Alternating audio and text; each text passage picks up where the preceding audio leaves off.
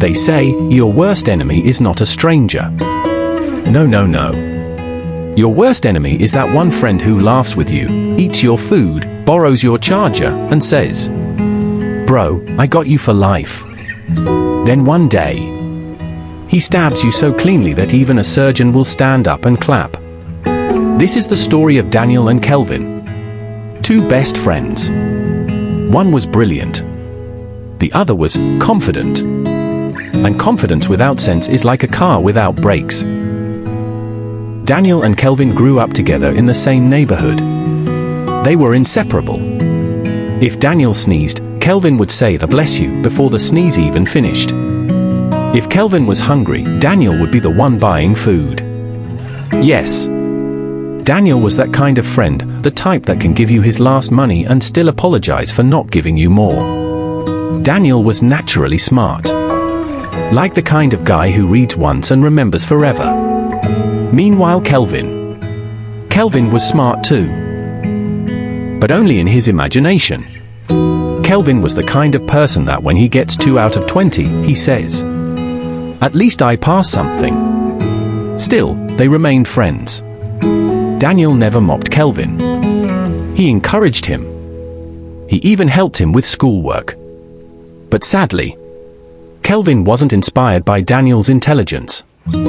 He was threatened by it. As they got older, Daniel started getting recognition. Scholarships. Awards. People would see Daniel and say, "That boy will go far." And Kelvin?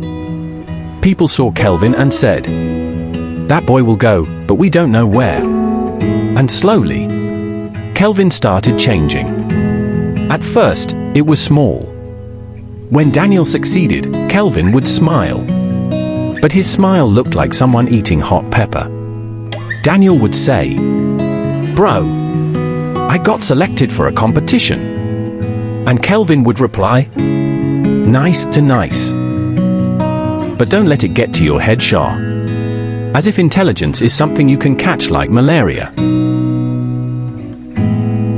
One day, Daniel came to Kelvin with excitement. Daniel said, "Kelvin, I have an idea." Kelvin replied, "As usual. Your brain never rests." Daniel laughed. He explained that he had developed a business concept. A simple tech-based idea that could help small businesses track sales easily. He had written everything down.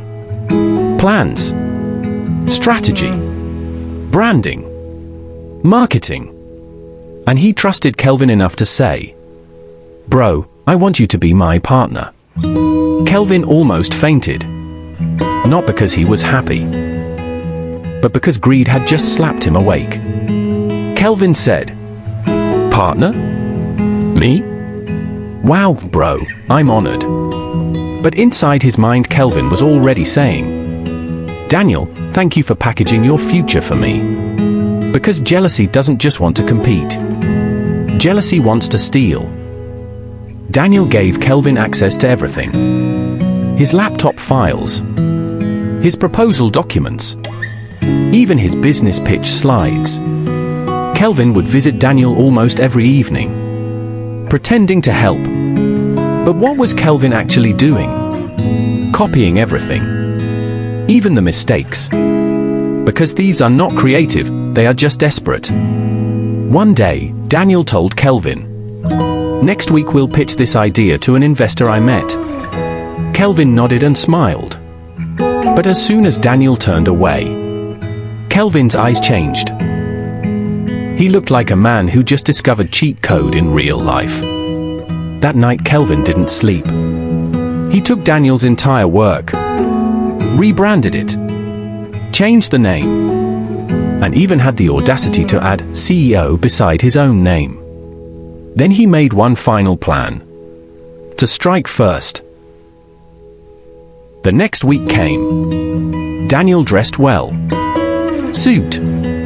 Clean shoes. Even perfume. He looked like a young billionaire in training. Kelvin also dressed well. But Kelvin dressed like someone going to commit a crime with confidence. They arrived at the investor's office. The investor, Mr. Raymond, welcomed them. Daniel smiled and said, "Sir, thank you for having us. We have an amazing idea." Mr. Raymond looked confused. He said, "Daniel, what are you talking about?"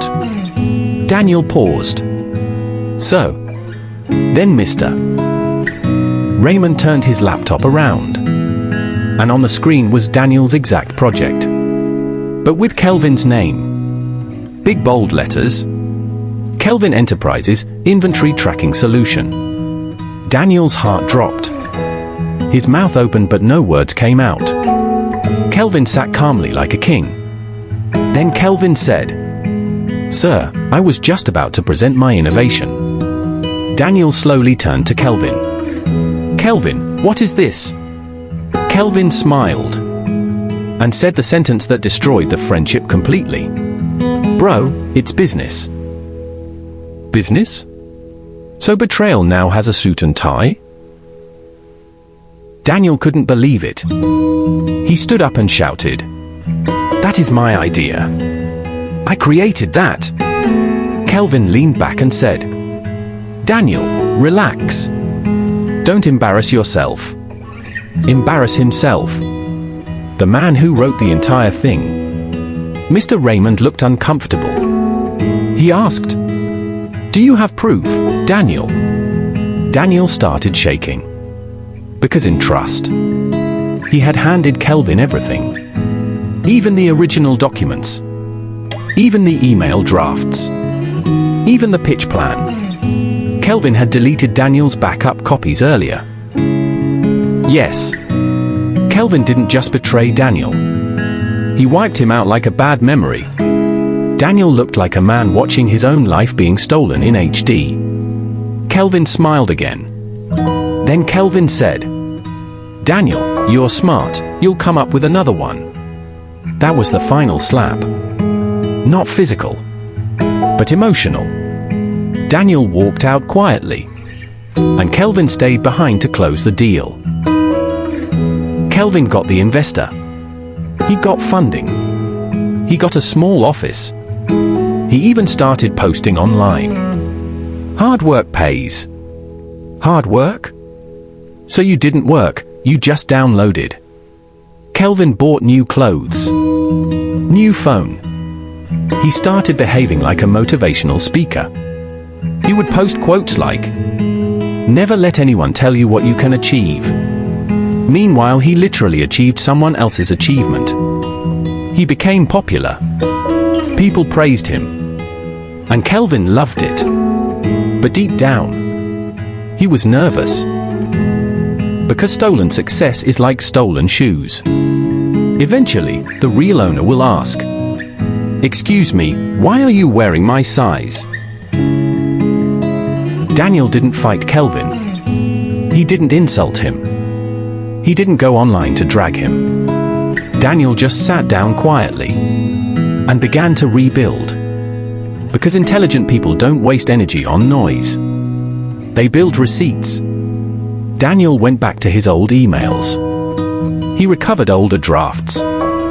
He checked his cloud history. He found timestamps. He found old messages he had sent Kelvin explaining the project. He even found a voice note where Kelvin said, "Bro, this idea is mad-o. We will blow." Daniel smiled. Because Kelvin had unknowingly recorded his own confession. Daniel compiled everything. Then he sent an email to the investor, Mr. Raymond.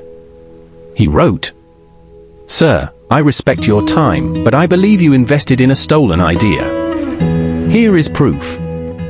He attached everything and waited.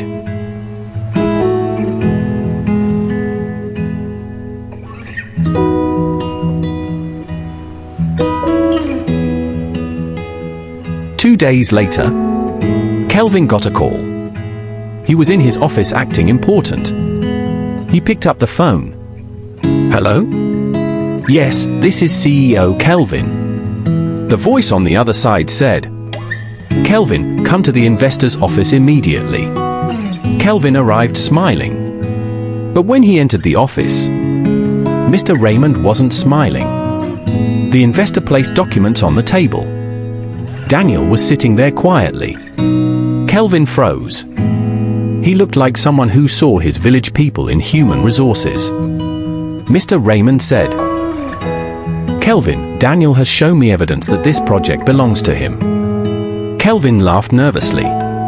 "Sir, no, this is misunderstanding." Daniel looked up and said calmly, "Kelvin, do you remember when you said, 'Bro, it's businesses'?" Kelvin swallowed, because suddenly the business was now choking him.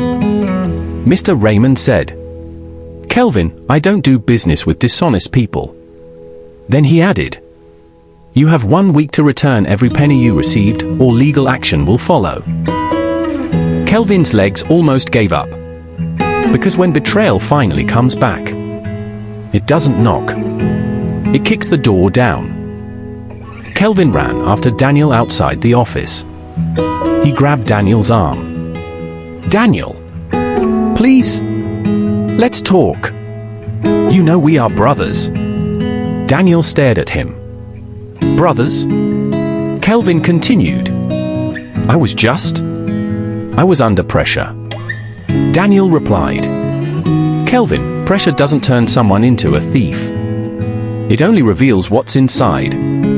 Kelvin started crying. Yes, the same man that said it's business was now crying like a child who broke his mother's plate. He said, "I'm sorry. I was jealous. Everyone always praised you. I felt useless." Daniel sighed and said, "Kelvin, I gave you friendship. I gave you trust. I gave you opportunity. But you wanted my life." Kelvin begged, "Please forgive me." Daniel replied, "I forgive you. But forgiveness doesn't mean access." Ah, that line alone deserves background music. Kelvin lost everything. The investor pulled out. The office closed. The online fans disappeared like free Wi-Fi. And Kelvin went back to the same streets, but now with shame following him like a shadow. Daniel, on the other hand, Mr. Raymond apologized. He offered Daniel a new deal. This time, Daniel registered the idea properly, signed legal agreements, and built his business with real protection. Within a year, Daniel's company grew, and Daniel became successful, not because he stole, but because he created. Meanwhile, Kelvin became a living example that when you steal someone's destiny, you borrow a future that will expire. So what's the lesson? Not everyone who calls you bro is family. Some people say bro the way a mosquito says good evening. They are not greeting you. They are coming to collect blood. And if you're watching this, please be careful who you share your dreams with. Because some friends don't clap when you win. They just wait for the moment to replace you. And as for Kelvin, well, he learned the hard way. Because jealousy is like poison. You drink it hoping the other person will die. But you're the one collapsing. If you enjoyed this story, don't forget to like, subscribe, and comment below. Have you ever had a friend betray you? Or have you ever seen someone steal someone's idea? Drop your story in the comments. And remember, stay smart, stay safe, and don't give your business plan to a jealous friend. Because some people are not friends. They are enemies with good morning texts. See you in the next video.